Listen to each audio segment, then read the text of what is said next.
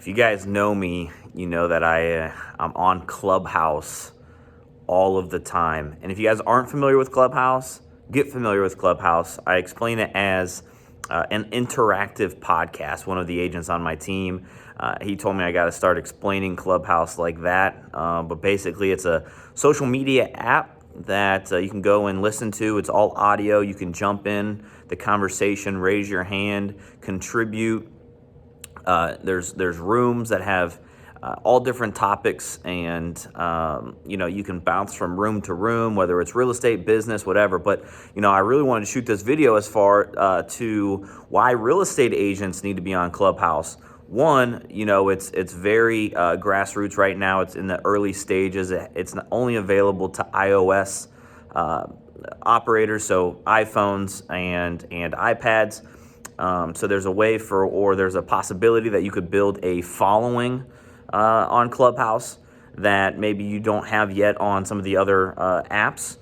But if you're just someone that's always looking to learn, to grow, to give, this app is going to be amazing for you. And for a real estate agent, there's a ton of rooms in there for real estate agents, whether it's operations, whether it's good news and good morning, whether it's script training. There's a group called Zillow Killer for social media and personal branding. There's just a ton of different rooms in there where people are just all about giving and helping each other grow. And I was on a room this morning called Good Morning Real Estate, and someone was talking about how they use a new client intake form. It's basically a Google Doc questionnaire to gather all of their personal information, emails, names, addresses, current addresses, birthdays, whether they like wine, beer, liquor, if there's anything else about their family.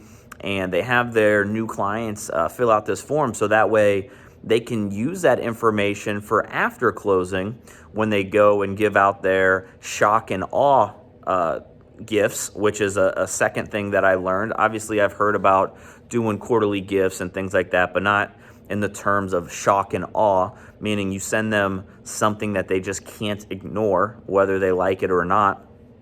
But this questionnaire was kind of like an aha moment for me, because a lot of times agents, I feel like, myself included, we would always feel awkward asking for their birthdays and that personal type of information.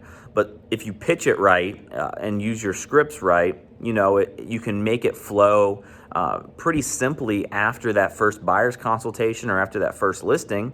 And you just present it as a way for you to help them in the future after closing, just to get to know them and to stay in touch with them. And it was like a 40 question Google Doc form that would then be sent to an Excel spreadsheet, so it's all organized for you. And that one little tidbit I'm going to go and actually start to dig into. I don't know if there's one online that I can kind of reference, or if I'm going to have to create one, but just something like that. That's one reason why real estate agents need to be on Clubhouse. There's so many other reasons why, and there's so many different golden nuggets that I've taken away so far of being on this app for the past month to 2 months. And I just think that you guys need to be on there. If you guys need any invites, please send me a message. I do have a couple right now, and as we go through and Clubhouse builds, the invites are going to keep growing. So just keep commenting if you need an invite, and I'll try to get those out to you as soon as I can. But just jump on there, give it an hour. I feel like if you have that growth mindset, you may be addicted to it like I am, and you're on there for multiple hours a day. But the biggest thing is, if you take something away, make sure you implement it into your business. The knowledge and the information is great, but if you're not actually implementing it into your business, then none of it's going to matter.